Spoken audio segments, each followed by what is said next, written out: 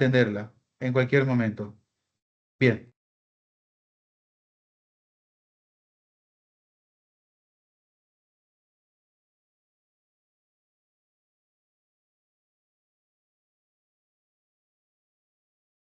Bien.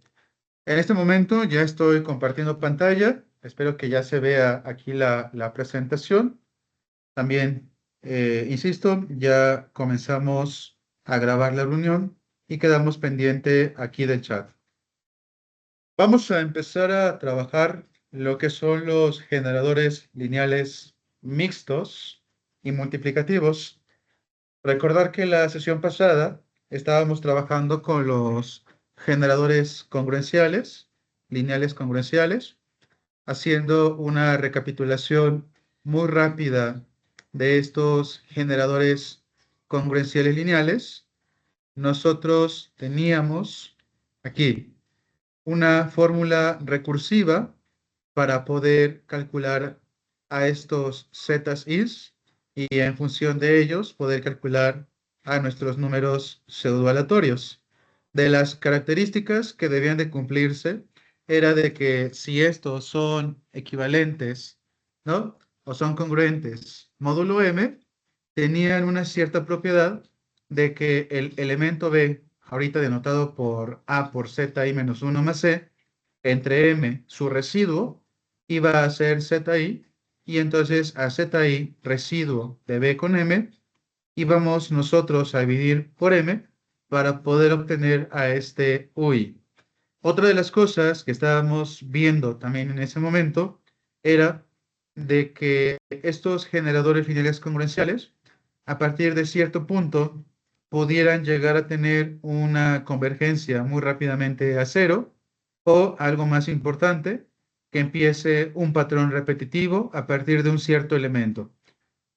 Aquí esto es importante. ¿Por qué? Porque si empiezan a seguir un cierto patrón, entonces posiblemente la prueba de aleatoriedad y de uniformidad no la vayan a pasar, dado que ya no son valores pseudoaleatorios, sino que se convertirían en valores predecibles en ese sentido. Y por ahí hicimos algunos ejercicios de generar una función que nos diera los valores pseudoaleatorios, nos diera el histograma para poder contrastarlo con el histograma de una distribución uniforme, también que nos diera el scatter plot para ver cómo es la distribución de mis datos, de mis puntos, y verificar a través de un gráfico si existe como un patrón de repetición a partir de cierto punto. Al mismo tiempo, calculamos el valor esperado de nuestros datos y su varianza para poder contrastar con la esperanza y la varianza de una distribución uniforme con parámetros 0 y 1. Por ahí hicimos, me parece que el 1 y el 2, y se quedó de tarea hacer el 3. Que si bien estos forman parte de tu práctica número 5, recordar que no estamos trabajando con prácticas evaluativas en este momento hasta que retomemos la presencialidad. Una vez hecho esta recapitulación rápida de los generadores congruenciales lineales, vamos ahora a trabajar con los mixtos y los multiplicativos.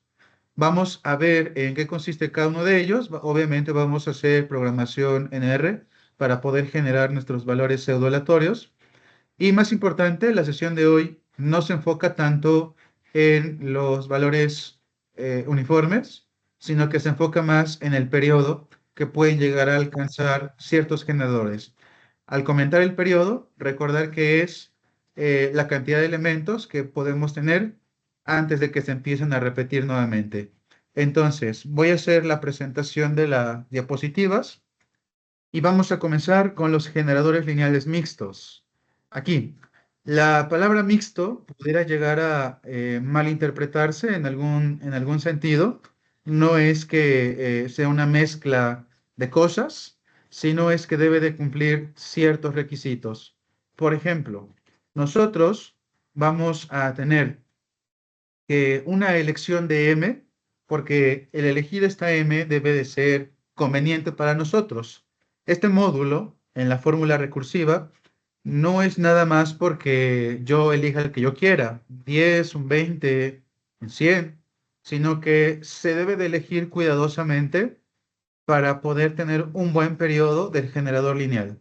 Aquí, resulta conveniente utilizar una m equivalente a 2 elevado a la b, donde esta b nosotros la vamos a entender como el número de bytes o bits, como se pronuncia, que el hardware de la computadora utiliza para representar un número entero. Por ejemplo, si la computadora tiene palabras de 32 bits, significa que cada número entero se puede representar con 32 dígitos binarios.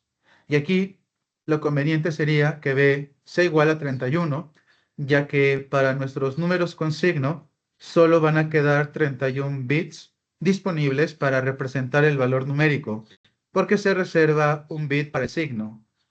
Si tuviéramos, por ejemplo, a 64 bits, bueno, nuestra b tendría que ser 63, dado que el 64 sería para el signo.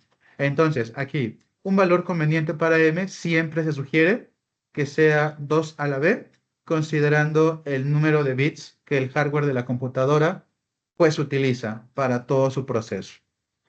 ¿Va? Ahora, hay un teorema muy importante, no lo vamos a demostrar, no es el objetivo del curso, pero sí entender en qué consiste.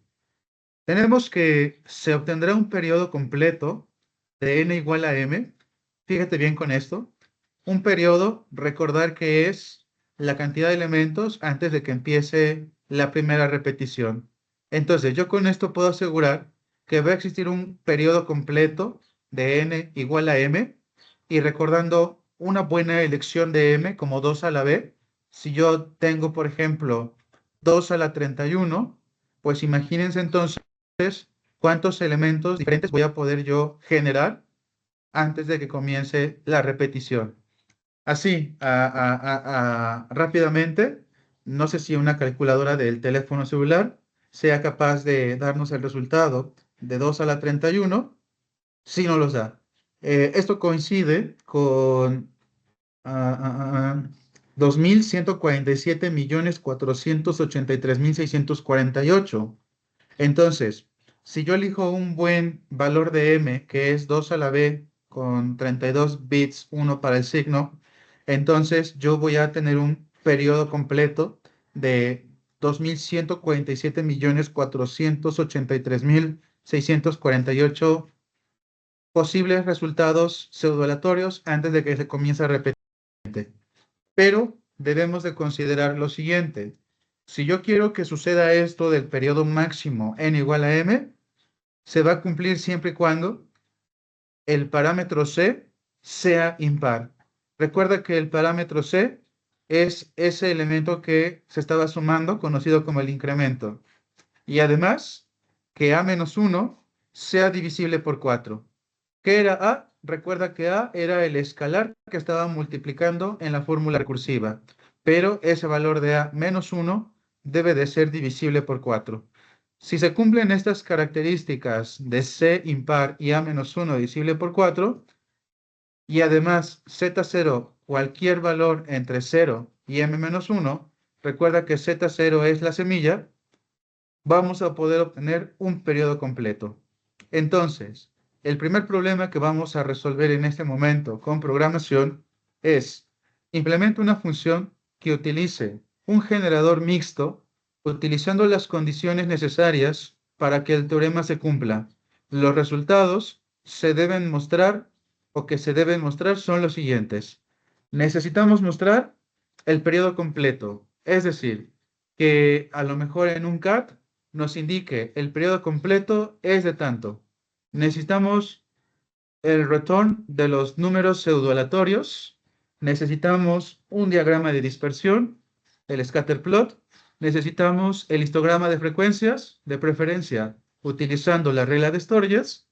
Y por último, el valor de la media y la varianza de los valores de U, que son los pseudoaleatorios, para poder contrastar con los resultados reales teóricos. ¿Sale? Entonces, aquí lo que vamos a hacer es, vamos a abrir un nuevo RMD, por favor. Aquí voy a hacer una limpieza de algunos elementos que ya tenía anteriormente. Y vamos a insertar acá el RMD. Le podemos poner, por ejemplo, generadores lineales mixtos. ¿Vale? Generadores lineales mixtos. Vamos a borrar esto de acá y vamos a empezar a construir nuestra función. Vamos a insertar aquí un chunk y vamos a llamarle a la función, ponle el nombre que tú quieras. Yo en este caso le voy a llamar gen mixtos. Así, ¿no? Para que no sea un nombre muy largo. Voy aquí a hacer más grande la letra para que se pueda apreciar mejor. Ahí lo vamos a tener. Entonces, los gen mixtos, los generadores congruenciales, bueno, generadores lineales mixtos, vamos a asignarle una function que va a depender, obviamente, de nuestro parámetro m, que es el módulo, que va a depender del parámetro a, que es el escalar multiplicativo, el incremento, que es c. Vamos a tener también la semilla, que es el z0, y un n, que nos representaría la cantidad de números pseudoaleatorios que vamos a generar. Bien, vamos nosotros a establecer nuestros objetos vacíos. En este caso va a ser una z, y lo vamos a denotar como un numeric. Y también vamos a declarar a u como un numeric. Ahora, si recordamos, en la clase pasada, nosotros comentábamos que nuestro Z1 ya tenía un valor especificado, ¿sale? Este valor especificado para Z1 habíamos puesto que era el residuo de la división de A por Z0 más C entre M, ¿sale? Y con ello poder aprovechar a U, y U1 iba a ser el cociente de Z1 sobre M, y a partir del número 2 iba a empezar el ciclo for para que estos objetos se fueran llenando. Pero aquí, importante, para poder detectar el periodo, yo voy a necesitar a Z0. ¿Por qué? Porque cuando se vayan generando los zetas, si yo tengo la semilla, el periodo va a acabar cuando vuelva a aparecer el mismo valor de Z0. Y entonces yo de cierta manera, en mi objeto Z, yo debo de considerar también a Z0 para encontrar la igualdad hacia adelante en alguno de los valores de Z, y ahí acabaría el periodo. Entonces, este Z, si bien lo dejamos abierto, lo podemos restringir. Es decir, esta Z tendría que tomar, por ejemplo, un tamaño fijo de n más 1. Si bien yo voy a generar n valores pseudoaleatorios UIs, pero Z tendría una dimensión de n más 1, dado que Z0 va a estar contenido en este objeto. Y U, pues lo podemos limitar a simplemente n. Pues, si bien directamente no depende de Z0, por eso nada más vamos a tener n elementos. Ahora, aquí mi Z1, bueno, subíndice 1, le voy a asignar el valor de Z0, es decir, el primer elemento del vector Z va a ser Z0, que eso no lo convierte en el Z1. Ahí tengamos cuidado. Solamente estamos indicando que el primer elemento de mi objeto Z va a ser Z1, bueno, perdón, Z0, pero no es Z1. Z1 va a ocupar la posición de Z2 y Z3 ocuparía la posición así sucesivamente, ¿sale? Entonces, todos van prácticamente un índice adelantado por esta parte de la incorporación de Z0.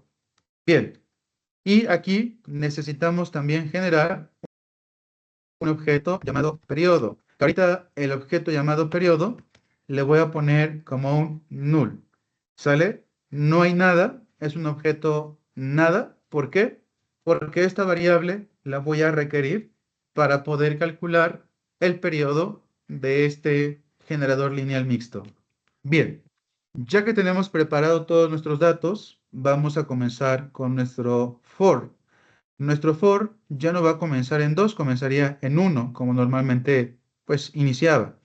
Vamos a colocar aquí for i in 1 hasta n, ¿sale? ¿Qué va a realizar este ciclo for? Bueno, primero me tendría que calcular a las zetas.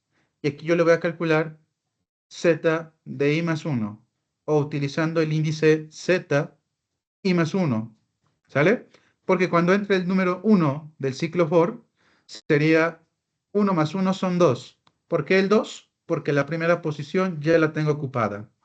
Bien, ya sabemos la fórmula. La fórmula es multiplicar el escalar con el z anterior por la fórmula recursiva más c, ¿sale? Y esto le vamos a obtener el residuo de la división por el módulo.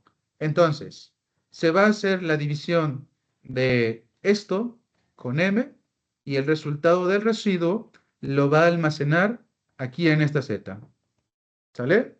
Bien, ahora, lo que vamos a hacer es el UI. Vamos ahora a almacenar nuestros UIs. Aquí le vamos a asignar S, Z, I más 1. Recordar por el índice, estamos 1 adelantado. Y esto lo vamos a dividir entre M. Y es así como nosotros vamos a identificar o vamos a elaborar o generar a nuestros números pseudoaleatorios. Ahora, ¿cómo vamos a identificar el producto o perdón, el periodo? Vamos a detectar el periodo con un condicional. Aquí vamos a utilizar el condicional if. Y dentro de la proposición lógica colocamos is punto null, ¿sale? Si es null el periodo, ¿sale? Y aquí vamos a colocar y el z i más 1 es igual z0, ¿sale? Entonces, ¿qué es lo que va a suceder? Periodo, y le vas a colocar, periodo va a tomar el valor de i, ¿sale? Va a tomar el valor de i. Aquí, este valor i es el del for, entonces, y nos vamos a meter esto en el for, para que no haya problema con ello, ¿sale? Aquí, voy a cortar esto, y esto sí debería de ir dentro del for, para considerar a este elemento i, ¿sale? Aquí lo voy a colocar, ahí está, ¿sale? Entonces, periodo va a ser el valor del índice cuando suceda esto. Y vamos a poder imprimir con un cat la siguiente leyenda.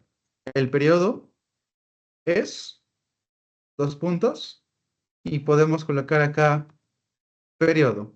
Y hacemos un salto de renglón por si más adelante requerimos pues de un cat adicional. ¿De acuerdo? Denme un minutito, estoy con ustedes, por favor.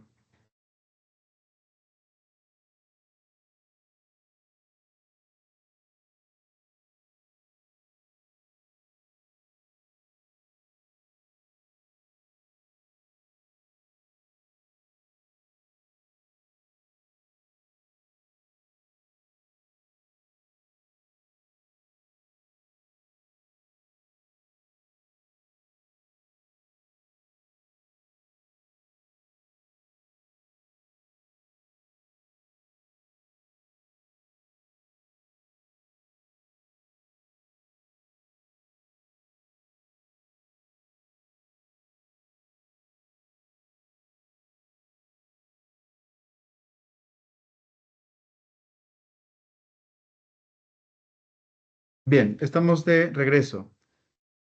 Comentamos entonces nuevamente lo del periodo. Vamos a ver por qué esta condición lógica. Tenemos acá que para que esto sea verdadero, las dos deben de ser verdaderas.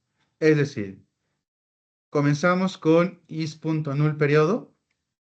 Es decir, aquí yo por eso establecí que periodo es un null. Y además, si zi más 1 es igual a z0, es decir, cuando se empiece a iterar, cuando este se comience a llenar con valores y llega un punto en el que esto empata con z0 o llegan a ser iguales, esas dos condiciones ya son iguales. Y entonces, en esa i donde sucedió esto de acá, se lo va a asignar a periodo. Y por lo tanto, mi periodo va a ser ahí. Porque cuando deje de ser Z0, va a empezar a generar la misma secuencia de zetas y de números pseudoaleatorios. Es por ello que requerimos de esta proposición lógica.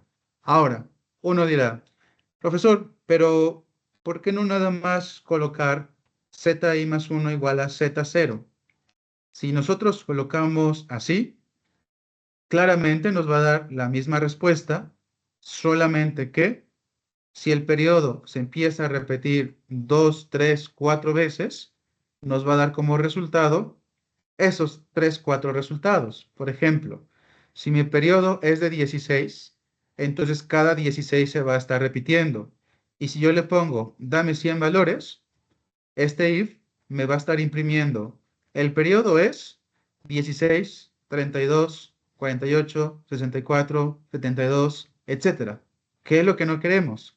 El periodo es la primera vez que se empieza a repetir un número, cuando acaba su ciclo por primera vez. Entonces, yo solamente quiero que me arroje esa primera vez. Yo no quiero las demás. Entonces, por eso aquí colocamos que is.null periodo, es decir, cuando es null, porque ya después, periodo ya tomó un valor específico. Y una vez que toma el valor específico de i, deja de ser null. Y al dejar de ser null, la proposición completa ya no se cumple y entonces ya no va a estar entrando en el if. ¿De acuerdo? Es por eso que estamos colocando esta proposición de is.null periodo para detenerlo en la primera vez. Solamente hablando del periodo, los números se van a seguir generando, ¿sale? Pero yo el periodo solamente quiero que me aparezca el número por primera vez. Bien, ya que tenemos esto dentro del for, ahora sí, afuera del for, ya que se han llenado todos mis elementos, podemos imprimir los valores de u. Es decir, podemos indicarle un return u, un print u o un cat. Podemos colocar aquí, por ejemplo, cat, que no sería recomendable si es que estos valores pseudoaleatorios los ocuparías para un modelo de simulación. Para un modelo de simulación sería a lo mejor pertinente utilizar return, regrésame a u. ¿Sale? Sería lo conveniente. Ahora, vamos también a graficar, en este caso, a nuestras u's. Aquí tendríamos el plot de u. Vamos a ocupar un PSH de 20 para que nos salgan los puntitos coloreados. Colocas un color, el de tu preferencia. Aquí le colocamos, por ejemplo, sí, quiero que salgan, por defecto salen negros, pero quiero que salgan, por ejemplo, un dark blue.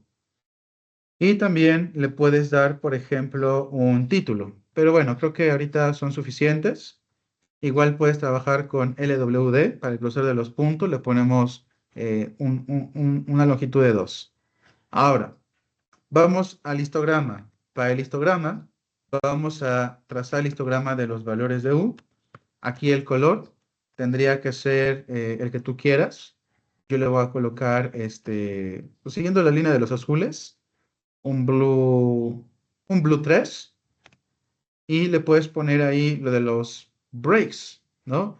Los breaks, si bien, pues van a depender del valor de n, ¿no? De la cantidad de elementos que tú tengas. Puedes ocupar, por ejemplo, la regla de Sturges o la regla de Scott. ¿Por qué? Porque resulta que al generar valores aleatorios uniformes o pseudoaleatorios que posiblemente puedan seguir una distribución uniforme, pudieras tener una distribución simétrica. Ahorita yo le voy a dejar así, abierto a que tú puedas utilizar a tus breaks. Bien, después podemos calcular lo que es la media y la varianza de U, tal cual la indicación nos pedía. Entonces aquí podemos colocar un cat y decir, texto, la media es, dos puntos, coma, valor del objeto, le vamos a calcular la media de U, coma, y texto, y su varianza es, dos puntos, coma, objeto sería var du, ¿sale? Y hacemos el salto de renglón por si se necesita más adelante. Entonces, con esto nosotros vamos a calcular la varianza. Aparentemente la fórmula ya está, ¿no? Ya tenemos todos los elementos necesarios. Vamos a ejecutar la función y ahorita lo vamos a hacer con un ejemplo, pues, práctico, ¿va? Entonces, la función ya está. Gen mixtos. Ahora, vamos a usar un ejemplo particular. Por ejemplo, para que siga el teorema, necesitamos elegir perfectamente lo que va a ser AM, a C, a Z0, ¿no? Recordando que la mayor importancia se lo va a llevar A, porque A menos 1 debe de ser divisible entre 4, y porque C debe de ser aquí establece, un número impar, ¿sale? Entonces, por ejemplo, gen mixtos, vamos a utilizar un M igual a 2 a la 9. Vamos a utilizar esta M, 2 a la 9, ¿sale? Coma, una A, un número impar, por ejemplo, el más fácil, el número 1. Vamos a utilizar a un C, perdón, aquí tendría que ser no el impar. El A con menos 1 tendría que ser un múltiplo de 4. Podemos establecer, por ejemplo, un 13, porque 13 menos 1 es 12 y 12 es divisible por 4. El C, que sí debe ser el impar, le podemos colocar el número 1. Y, por ejemplo, la semilla pues es irrelevante, le podemos poner una semilla de 7. Recordar que la semilla debe de ser menor que el módulo. Y, por ejemplo, ¿cuántos números quiero generar? Le voy a indicar, dame, por ejemplo, 2 a la 10 números, ¿no? 2 elevado a la 10. ¿Cuánto es? Pues quién sabe, ahorita no sé, pero dame esa cantidad de números. A ver, vamos a ejecutar, vamos a ver qué es lo que nos arroja.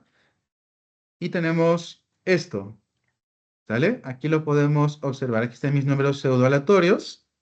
Esto de 2 a la 10 es 1024, es decir, está generando 1024 números pseudoaleatorios. Esto que es la M es 512, pero con A y C yo estoy garantizando que el teorema me va a generar un periodo máximo. Y el periodo máximo, tú recordarás, es n igual a m. Y entonces el periodo máximo, pues es equivalente a m, que vale 512. Por eso, al ejecutar nuestra función con este ejemplo, nos da como resultado 512 como el periodo, porque cumplo las condiciones del teorema con A y con C. Pero en sí yo estoy generando 1024 valores, ¿vale? No porque el periodo se haya completado significa que aquí se va a detener, sino que vuelve de nueva cuenta a generar. Y te puedes dar cuenta aquí. Este es el elemento 512. Ya lo perdí, es este.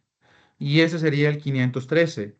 Pero este valor del 513, como ya acabó el periodo, va a volver a repetirse con el primero.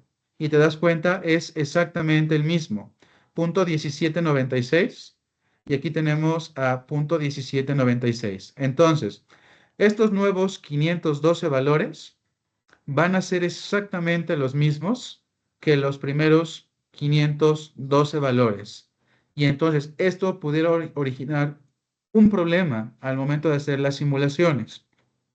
Si yo hago simulaciones y le digo, quiero 1000 datos, ten por seguro que por el periodo, a partir del 502, se van a empezar a repetir y posiblemente se vuelva entonces algo predecible y probablemente no pase la prueba de uniformidad y la prueba de aleatoriedad al encontrar como este patrón predecible en ese momento. ¿De acuerdo?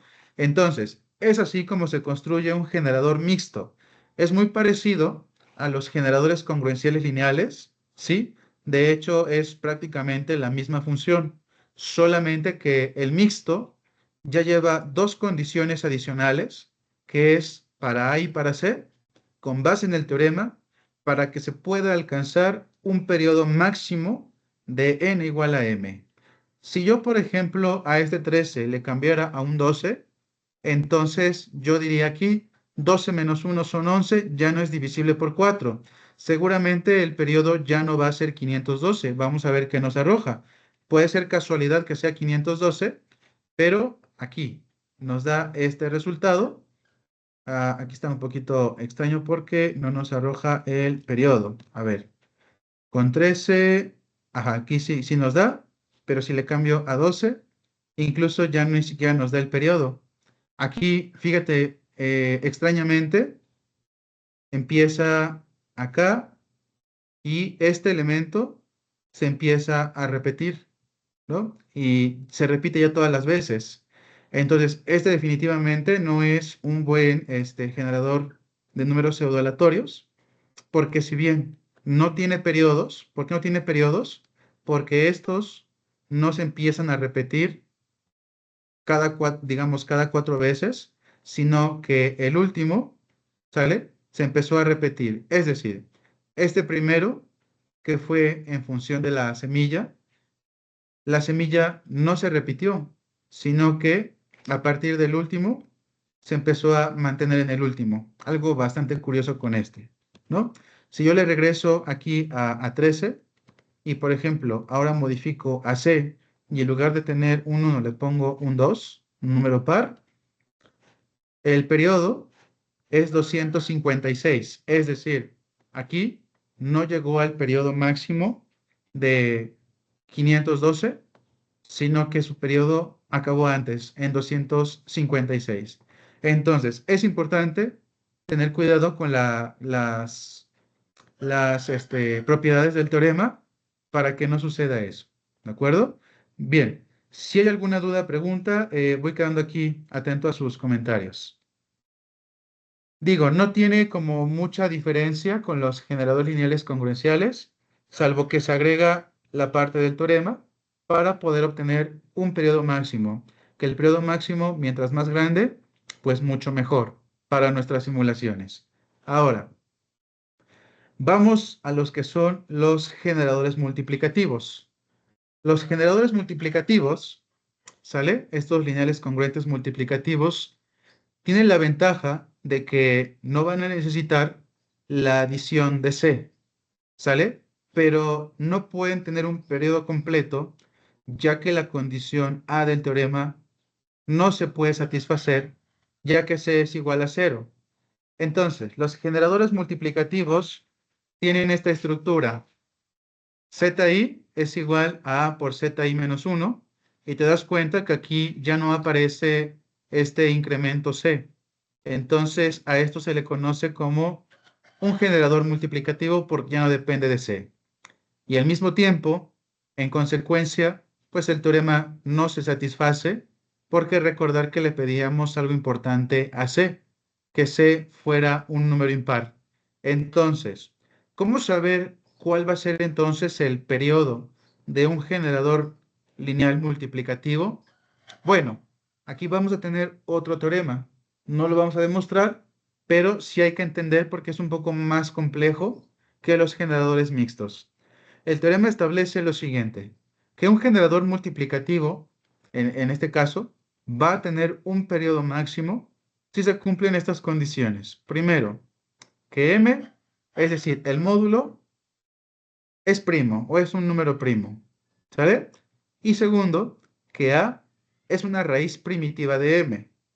Si se cumplen estas dos condiciones, entonces yo voy a poder conseguir un periodo máximo para los generadores multiplicativos. Y como consecuencia de este teorema, el periodo máximo que va a alcanzar este generador multiplicativo ya no es m, sino va a ser m menos 1. Por ejemplo, en el caso anterior, si nuestro ejercicio cumpliera estas dos propiedades, entonces nuestro periodo máximo no hubiera sido 512, sino 511, si se cumplieran las condiciones del teorema. Lo pongo así como ejemplo nada más. Entonces, el periodo máximo va a ser 1 antes al valor del módulo que estemos trabajando. Ahora, tenemos que entender qué es eso de la raíz primitiva, porque recordar que cuando yo asigne valores a m, a z0, pues a, el valor que yo asigne, debe de ser raíz primitiva de m. ¿Pero qué es eso de la raíz primitiva? Bueno, se va a decir que a es una raíz primitiva de m si el menor entero q, tal que a a la q congruente con 1 módulo m, es q igual a m menos 1. Ahorita puede sonar un poquito complejo, pero ahorita que lo aterricemos a un ejemplo, lo vamos a poder entender. Es decir, recuerda que a la q congruente con 1 módulo m es porque m divide a la diferencia de a q menos 1. Entonces, si yo establezco un a y lo elevo a la q y le resto 1 y m lo divide, a eso se refiere a la q congruente con un módulo m, que m lo pueda dividir.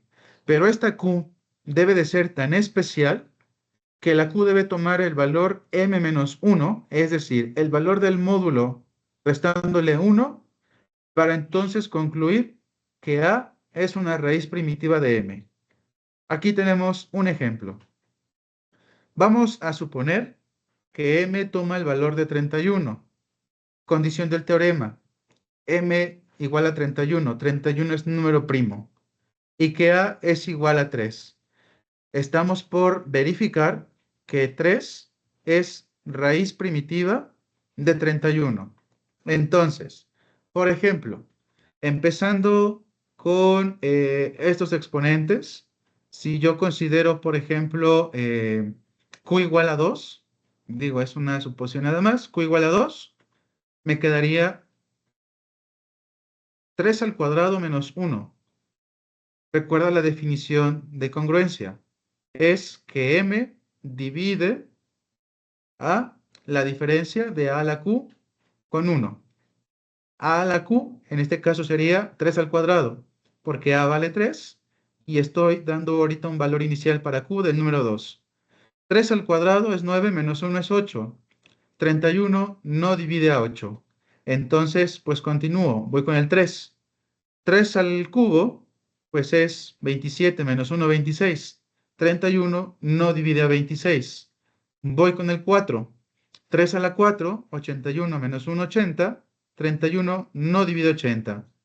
Y podemos seguir haciendo esta verificación de la división, pero si seguimos avanzando, vamos nosotros a llegar que la primera división exacta, o donde sí pueda dividir exactamente el 31 a ese resultado, es cuando yo tengo 3 elevado a la 30 menos 1, nos va a dar este valor, y 31 sí divide a ese resultado.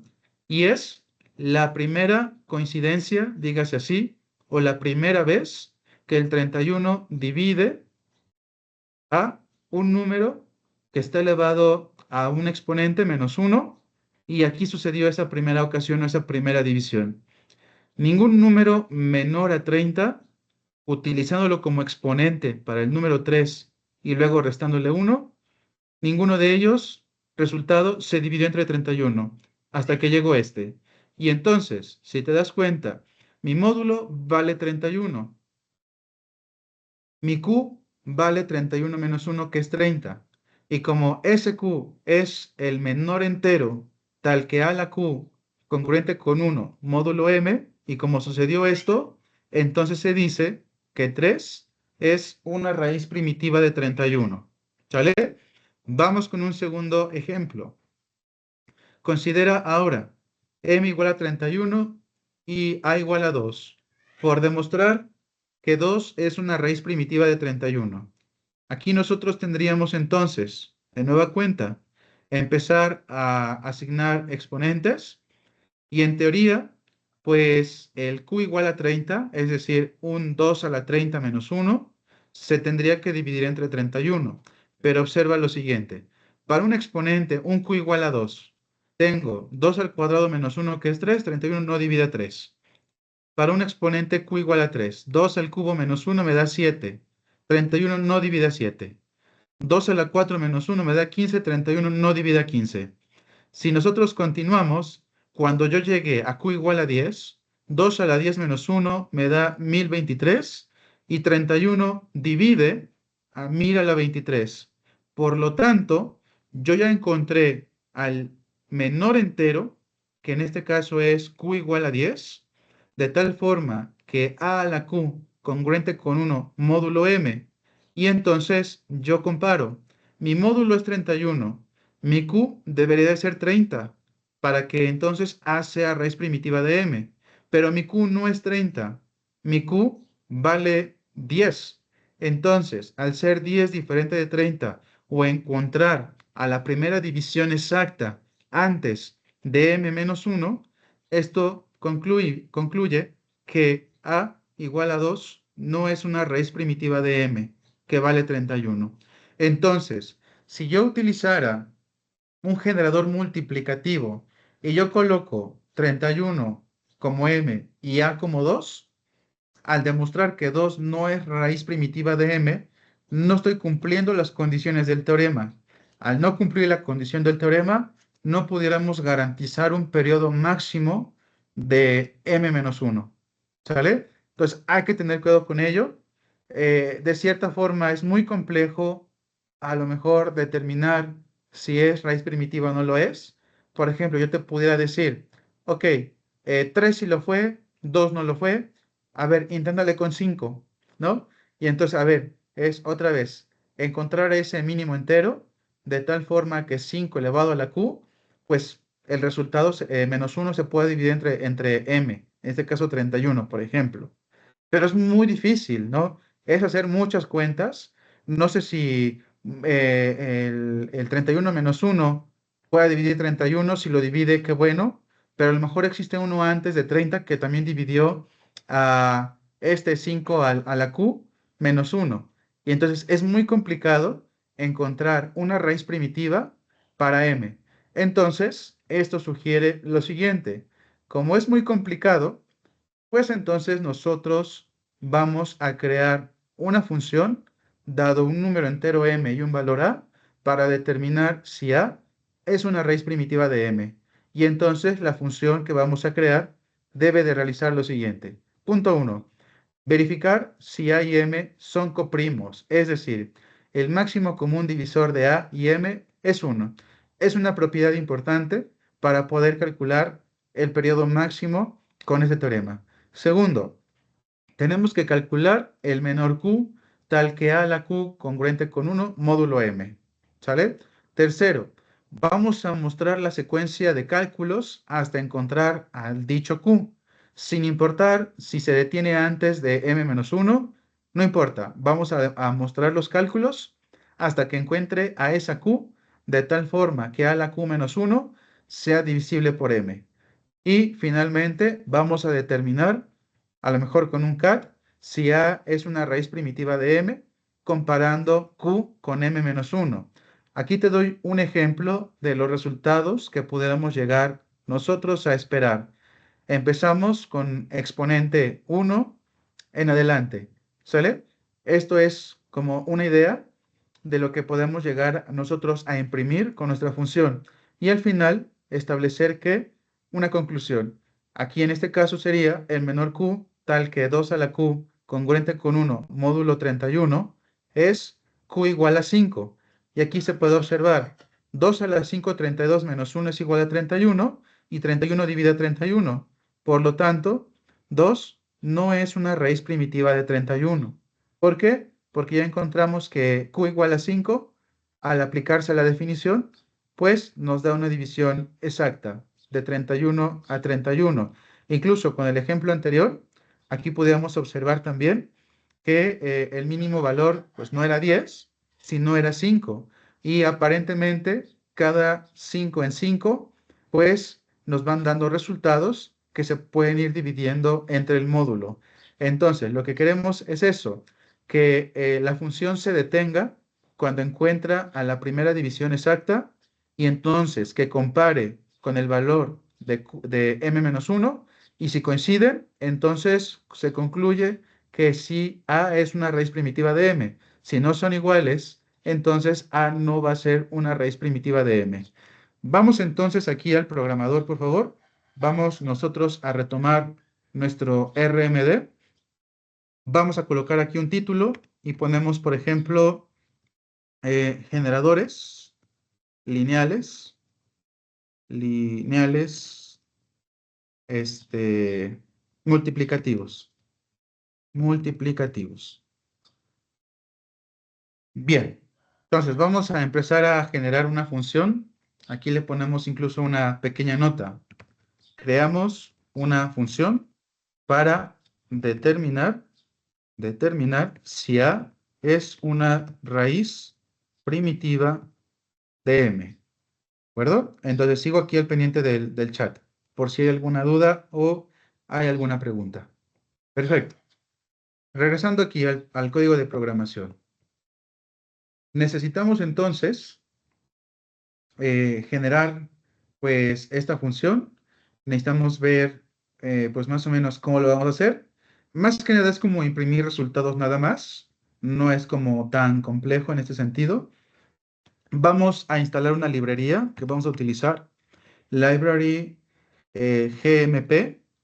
Si no tenemos la paquetería GMP, vamos a instalarla, por favor. Esta nos va a permitir utilizar una función para calcular el máximo común divisor de dos números. ¿De acuerdo? Ahora, aquí otra de las funciones para evitar la notación científica, vamos a ocupar una que se llama options.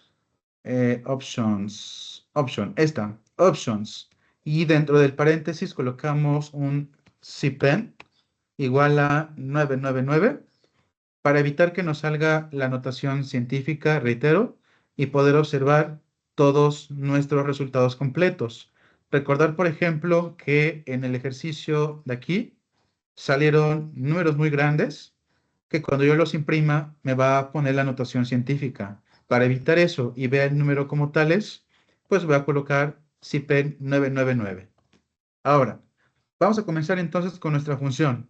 Vamos a llamarle la función raíz primitiva y vamos a ocupar los parámetros m y a. ¿Sale? En este caso es el módulo y va a ser nuestro escalar a. Ahora, vamos a ver. Podemos comenzar, por ejemplo, tal cual nos indica en esta parte, que aquí donde estaba el teorema, aquí, ok, aquí está el teorema, que m es primo, y al ser primo, pues, y a es una raíz primitiva de m, pues deben de ser coprimos, es decir, tenemos que verificar que el máximo común divisor de a y m es 1. ¿Por qué es 1? Pues si m es primo, al momento de descomponerlo en factores primos, pues sabemos que esto pues solamente va a ser pues el mismo, ¿no? Entonces, el máximo común divisor entre estos dos, pues debe de ser 1, para que, en teoría, poder cumplir con el requisito de que m es un número primo. Entonces, vamos a colocar eso del máximo común divisor. Aquí vamos a decir, por ejemplo, if, con un condicional importante eso. El máximo común divisor lo vamos a utilizar con la función gcd, ¿sale? Para el máximo común divisor, gcd. Incluso ahí puedes observar en la línea amarilla, te dice el máximo común divisor. Y si quieres el mínimo común múltiplo, lo ocupas con LCM. Entonces, con un gcd vamos a meter nuestros argumentos. Yo quiero que el mínimo, bueno, el máximo común divisor entre el valor de A y el valor de M sea, por ejemplo, podemos ocupar el contrario, ¿no? Por ejemplo, podemos poner, pues, diferente de 1, ¿no? Aquí le podemos poner igual o diferente de 1. Vamos a ver, si fuera igual a 1, entonces seguiría ejecutando, pues, la misma, ¿cómo se llama? Pues las líneas de código que vamos a hacer a continuación. Pero si fuera diferente de 1, pues a lo mejor se tendría que detener el programa y decir que A inmediatamente no es una raíz primitiva de M al no ser coprimos. ¿Por qué? Porque eso implicaría que M no fuera número primo. Entonces, aquí podemos cambiar esta simbología de igual a por un diferente de. Denme nada más un minutito, por favor. Estoy con ustedes.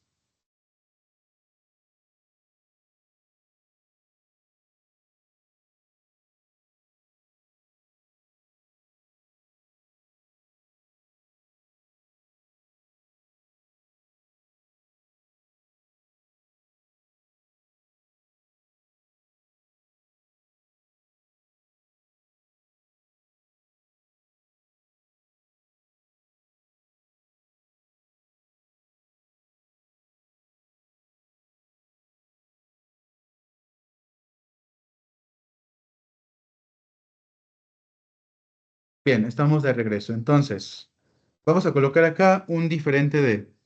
Aquí, ya sea que lo puedas poner con el carácter literal de diferente, o le colocamos acá, ¿cómo se llama? El signo de admiración cerrado o al revés, y el igual. A mí, a lo mejor por la escritura del teclado, me lo coloca así, pero a lo que me refiero es a utilizar a este y colocarle un igual, ¿sale? Con estos dos. Que vayan juntos. Yo no los pongo juntos porque si los junto me pone esto, pero es lo que estamos acá utilizando, ¿sale? El signo de admiración cerrado y el igual, para que nos ponga el diferente de. Entonces, si el máximo común divisor de A y M es diferente de 1, entonces, ¿qué es lo que va a pasar? Aquí podemos decir que me imprima en un cat. Vamos a colocar, por ejemplo, A igual a, ya como valor de objeto, coma, y M igual a M, digo, palabras más, palabras menos, coma, texto, no son coprimos, ¿sale? Coma, por lo que, coma A como valor, coma, texto, no puede ser raíz primitiva, primitiva de m. ¿Sale? Bueno, no puede ser raíz primitiva de, aquí si colocamos mejor ¿cómo se llama? El valor de m, coma m como valor, y salto de renglón por si ocupamos un cat adicional. Entonces, esto es lo que concluiríamos, ¿no? Si no son coprimos, entonces A igual a A y M igual a M no son coprimos, por lo que ese valor de A no puede ser raíz primitiva de ese valor de M. Y aquí podemos decirle que nos saque, que finalice con un break, no lo sé. Aquí le voy a colocar un return. Retórname, pues nada, ¿sale? Imprímeme algo, ¿qué me vas a imprimir? Me vas a imprimir nada, ¿sale? Le pongamos un return igual a nada. Bien, ahora, si no se cumpliera esto, entonces va a saltar a la siguiente línea de código. ¿Qué sería la siguiente línea de código? Aquí voy a empezar con mis exponentes. Voy a decir, a ver, mi primer exponente va a ser Q igual a 1 para empezar a validar esta parte, ¿de acuerdo? Y entonces, aquí vamos a utilizar un ciclo while, porque recuerda que un for sabemos hasta dónde va a llegar, pero yo no sé cuántas operaciones de exponente con -1 se van a realizar, sino con un while para que se pueda detener. Aquí le voy a colocar un while. ¿Qué sería mi proposición lógica? Ahorita te lo voy a poner así. Te voy a colocar un true, pero después vamos a ver qué significa esto de no colocar una proposición lógica, sino colocar un true nada más. ¿Sale? Entonces, ¿qué va a ser mi ciclo while? Primero, me va a calcular un valor, que en este caso va a ser el valor en este caso sería asignado por un a a la q, ¿sale? Me va a calcular a la q, suponiendo que q ya vale 1, ya lo establecí aquí arriba, y a esto le voy a restar 1, ¿sale? Ahora, a esto, ¿sale? Que en teoría tendría que ser divisible entre m, es decir, aquí yo le voy a colocar la parte del residuo, aquí con el símbolo acá, que aquí estamos hablando del residuo, ¿de acuerdo? Entonces, ¿qué va a pasar? Si este residuo, pues es 0 o resulta ser 0, es porque sí se pudo dividir, el módulo pudo dividir a este resultado. Pero si el residuo no es 0, entonces se concluye de que, pues, m no dividió a este valor de a la q menos 1. Entonces, aquí podemos colocarlo con un cat. Y el cat me lo va a ir imprimiendo tantas veces esté ejecutándose el ciclo while. Entonces, aquí va a ser un poquito largo porque tendríamos, por ejemplo, texto más, texto menos. Cat, podemos decir a, ¿sale? Y aquí vamos a colocar un texto que sea como ese texto del símbolo del exponente, ¿no? Y aquí le voy a poner una Q. Eso como valores. Entonces, a elevado a la Q, ¿sale? Coma, aquí le voy a poner -1 como texto, indicándolo así, dejándolo así como texto, coma, que esto es igual a la Q, aquí ya así como ahora así como resultados, tal cual, a la q menos 1, ¿sale? Y aquí le voy a colocar un i como texto, y aquí vamos a colocar am, ¿sale? Y vamos a colocar acá un if else para que nos arroje entonces los resultados. ¿Esto con qué sentido? A ver, si regreso aquí a la diapositiva, es esto lo que estamos nosotros generando.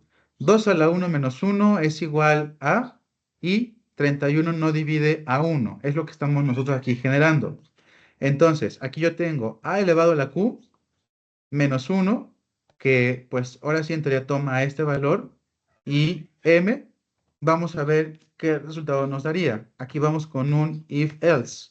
Para el if else, mi proposición lógica sería, si valor es igual a 0, recuerda que tu valor está almacenando el residuo de la división, esta división, ¿sale? Si ese residuo es igual a 0, entonces, texto, vamos a colocar si divide a A.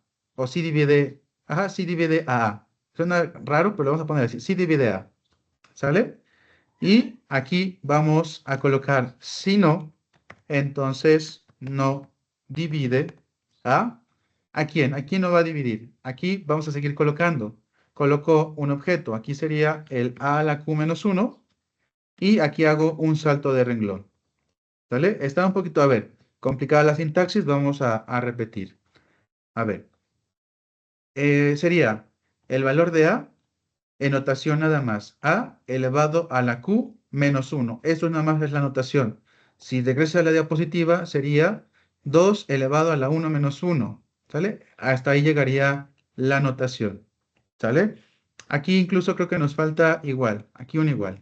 Entonces, en notación, esto es igual, ahora sí ya su valor numérico que debe de ser, va a operar a la q menos 1, esto solamente es un valor, y esto correspondería, por ejemplo, en la primera línea, a ese 1 que está dando como resultado. Luego tenemos como texto un i, y aquí tienes el i, luego tienes un 31, que ese 31 está dado por el módulo, y luego tienes un no divide a, eso de no divide a son estos textos, todo depende de este if else y del residuo que se hace con esta operación, ¿sale? Y eso de no divide a o sí divide a, y después viene un número, el 1, el 3, 7, 15, 31, que viene dado por el resultado de operar a la q menos 1. Entonces, con este k vamos a empezar a imprimir estas líneas de código que tú puedes observar ahí. ¿De acuerdo? Entonces, esto con respecto al cat. Pero, ¿qué va a pasar ahora? ¿Sale? Aquí yo tengo que actualizar a mi q.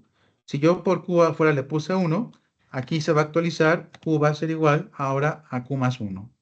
¿Sale? Es decir, va a ser 2 y esto lo va a hacer con el número 2. Luego va a ser 3, lo hace con el número 3. Luego va a ser 4, lo hace con el número 4 y así hasta que pues termine la iteración. Ahora, la pregunta del millón dirían por ahí, ¿cuándo va a acabar? Porque aquí yo no tengo una proposición lógica, simplemente le dije, pues es verdadero. Pero entonces esto es un bucle infinito. Lo va a hacer infinitas veces esto. No voy a salir del bucle infinito. Para que yo salga del bucle infinito, necesito meter un corte, ¿sale? Algo que corte este bucle. Entonces, vamos a ver. Antes de que se actualice q a q más 1, aquí voy a colocar un condicional. If, en este caso, valor es igual a 0. ¿Por qué valor igual a 0? Porque cuando yo ya encuentre ese residuo de 0, porque la división ya fue exacta, que ya me saque del ciclo. O sea, yo ya no necesito seguir calculando esto porque yo ya encontré a ese menor entero que sí me hace la división exacta. Entonces, si valor es igual a 0, ¿qué va a pasar? Pues simplemente le voy a colocar break, rompe el ciclo, ¿sale? Y con esto ya me va a sacar del ciclo. Si yo no coloco esta condicional, estoy generando un bucle infinito y no va a parar nunca. ¿De acuerdo? Bien, posterior a ello, dentro de la misma función, ya para sacar nuestros resultados, esto ya va fuera del while, podemos ya concluir que el menor q tal que a divide a m módulo m, pues es tal valor, ¿no? Entonces aquí le vamos a colocar un cat. Por ejemplo, aquí diríamos que como texto, el menor q, ¿sale? El menor q, tal que aquí vamos a colocar un valor numérico que va a ser a, ¿sale? Y aquí va a ser un texto elevado a la q, congruente con, aquí no tengo el símbolo en el teclado de la congruencia, por ahí si alguien le puede poner, pero le voy a poner ahorita el igual, en el sentido en que este símbolo nos daría la congruencia. A lo mejor ahí lo puedes buscar en internet o lo puedes buscar, ¿cómo se llama? En el mapa de caracteres, ¿sale? Igual a módulo, coma m, como valor numérico acá. Aquí vas a colocar texto, es q igual a, y aquí le vamos a colocar q, ¿sale? Y aquí hacemos un salto de renglón, a n. Aquí al principio también sería necesario hacer un salto de renglón, le ponemos así. Ok, así le vamos a poner, ¿sale? Al principio también. Nos quedaría entonces esto, digo, me estresa un poquito esto. A ver, voy a ver si se puede conseguir el icono de la congruencia o si alguien en internet lo puede encontrar por ahí. Vamos a colocar acá símbolo de la congruencia.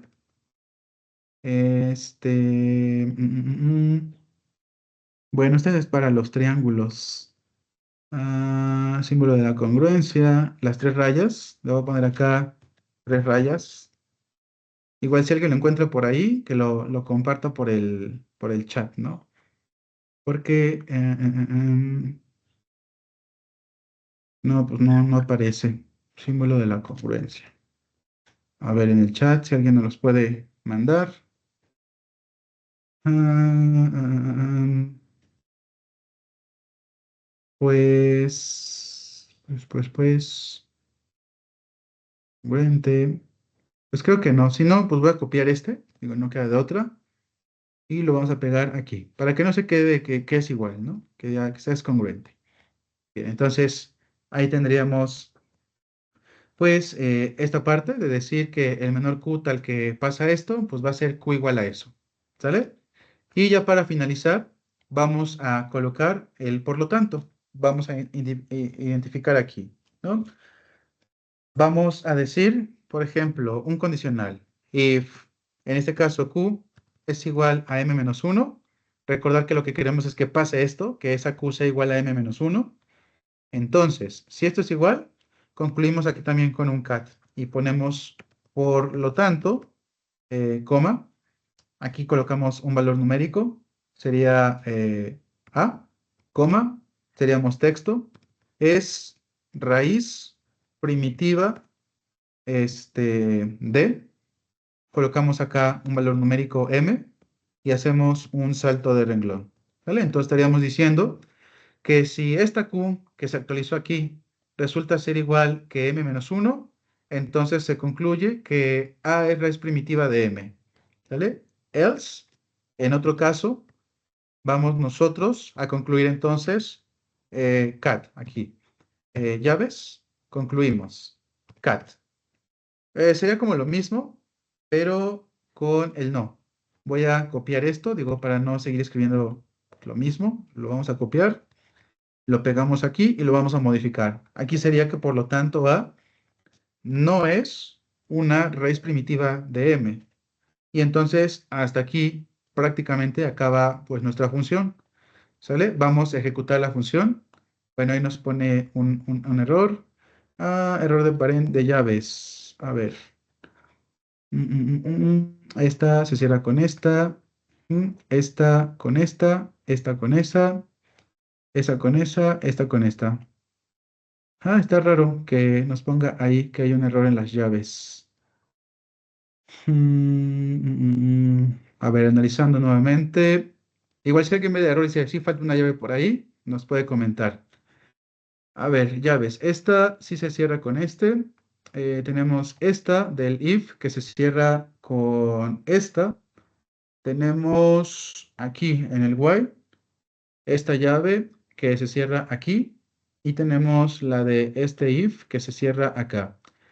Con el cat, aquí está bien el cat, tenemos otro if. Esta llave se cierra aquí, la de este else se cierra acá y esta se cierra con esta. Está muy extraño que... ya sé, sí. no le pusimos lo del function, ¿no? Sí, decía yo, ¿por qué? Falta lo del function. Entonces, aquí le vamos a colocar raíz primitiva, le vamos a asignar, Diego, te hagas con otros lenguajes de programación. Function, yo creo que es lo que nos faltaba. A ver, vamos a ejecutar y ya, ahora sí ya. Perfecto.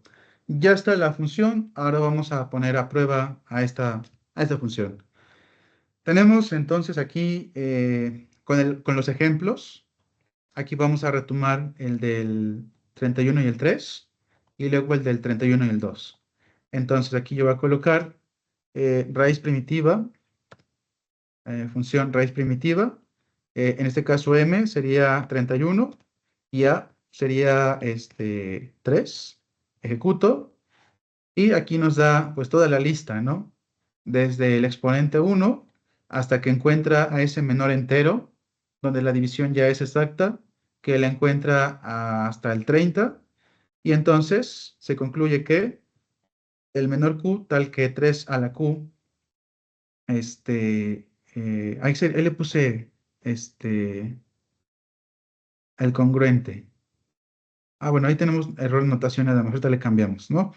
Que esto es congruente con 1 módulo 31, es q igual a 30, ¿no? Y por lo tanto, 3 es 3 es raíz primitiva de 31. Entonces vamos a cambiar acá. Creo que este símbolo no iba aquí, lo voy a quitar de acá, aquí sí va el igual, pero es acá, ajá, es precisamente aquí donde iba el símbolo de la congruencia. Ya decía yo, está raro lo que está imprimiendo. Entonces vamos a ejecutar y ahora sí ya, sale bien, ¿no? El menor q tal que 3 elevado a la q congruente con 1 módulo 31 es q igual a 30. Y por lo tanto 3 es raíz primitiva de 31 porque recuerda que 31 menos 1 es 30 y ese menor q fue 30. ¿Va? Vamos a aplicarlo ahora para ¿cómo se llama? Para a igual a 2. Entonces aquí yo tendría raíz primitiva, donde m va a ser igual a 31 y a es igual a 2. Ahí fue muy, muy hacia abajo. Donde a es igual a 2.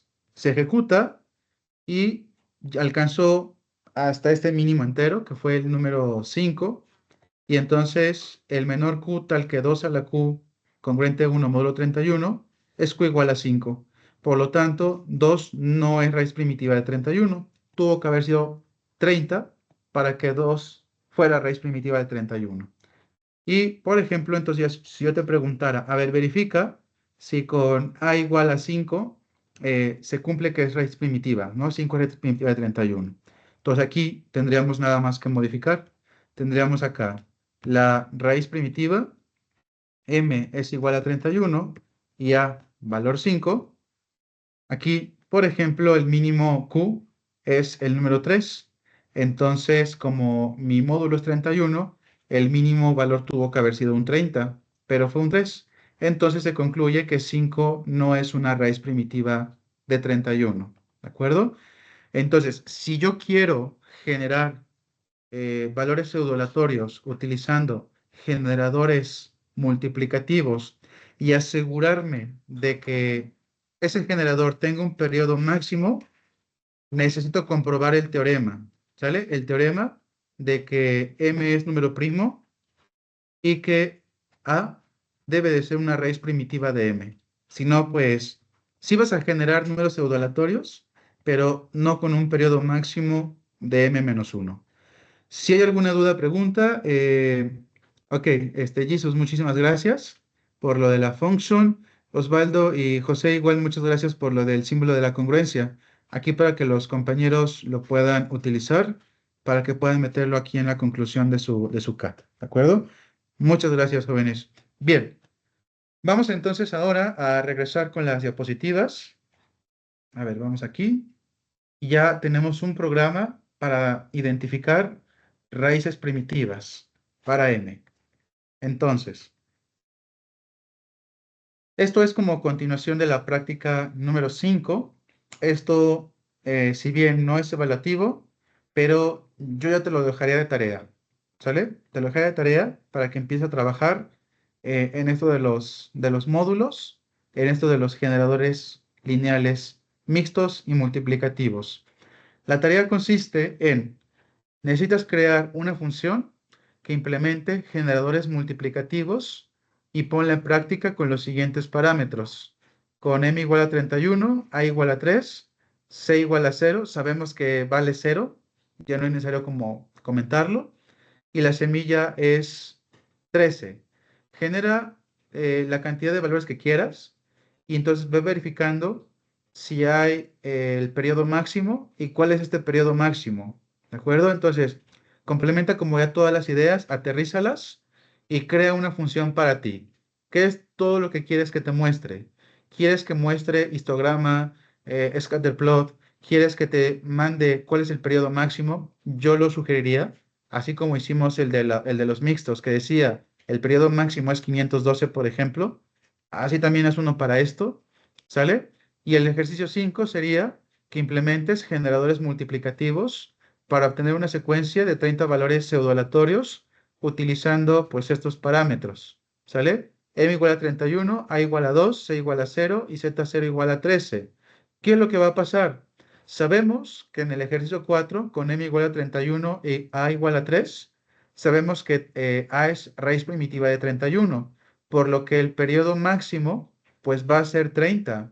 Comprueba y demuestra con tu programa que tú vas a crear que en efecto el periodo máximo para el ejercicio 34 es 30, porque cumple las condiciones del teorema, ¿sale? Pero en el ejercicio 5 2 no es raíz primitiva de 31. Entonces, aquí no podemos garantizar un periodo máximo de 30, pero sí pudieras encontrar cuál es el periodo máximo. A lo mejor el periodo máximo son 5 y cada 5 se van a empezar a repetir. A lo mejor el periodo máximo son 10, no lo sé, y cada 10 se va a empezar a repetir. Aquí el ejercicio 5 tiene un poco más de chiste por el hecho de determinar cuál va a ser el periodo máximo de este generador multiplicativo. ¿Sale? Entonces, tú crea tu función e incluso puedes hacer un reciclado de las funciones que ya hicimos. Por ejemplo, la función que hicimos hace unos minutos para los generadores mixtos, bien se puede acoplar a esto. ¿Por qué? Porque cuando me pregunte el argumento C, pues nada más basta ponerle C igual a 0 y ya se acabó. ¿Sale? O sea, no pasa nada. Yo puedo seguir teniendo argumento C y simplemente yo le pongo 0 y me va a generar entonces un generador multiplicativo. No tiene incremento. Entonces, puedes reciclarlo, pero ya hazlo a tu estilo. Hazlo como a ti te parezca mejor. Si quieres agregar otros elementos, lo puedes hacer sin ningún problema. ¿De acuerdo? Entonces, es una tarea que te voy a dejar. Por favor, sí vela haciendo. Si bien no la estamos revisando y son prácticas que ahorita no tienen una calificación, pero más adelante sí los vamos a utilizar. Por ejemplo, ¿quién quita que regresando de la presencialidad tú hagas un modelo de simulación donde, digamos, tengas prohibido, suena feo, pero tengas prohibido utilizar un Rexp para generar aleatorios exponenciales y yo te diga, utiliza generadores multiplicativos para generar valores que sigan una distribución exponencial? Entonces, sí tendrías que poner a prueba tu función para generar estos valores pseudoaleatorios, para generar valores aleatorios que siguen una distribución exponencial. Es por ello que es importante tener a estas funciones. Hemos visto tres, son los generadores congruenciales lineales, generadores congruenciales mixtos y generadores congruenciales lineales multiplicativos. Ten tus tres funciones a la mano para que en un futuro las podamos utilizar. Y he de comentar también que esta sección de generadores de números pseudoaleatorios ha finalizado. Solamente son estos tres métodos. Para las siguientes secciones futuras nos vamos a dedicar ya a hacer pruebas para estos generadores o estos números pseudoaleatorios para demostrar la uniformidad, la aleatoriedad y la correlación que puede existir entre uno y otro de los valores que se han generado. Vamos a dar por finalizada esta sesión. No quisiera avanzar más. Aprovecha estos minutos para avanzar en esta tarea, para poder tener ya listas tus funciones, ¿de acuerdo?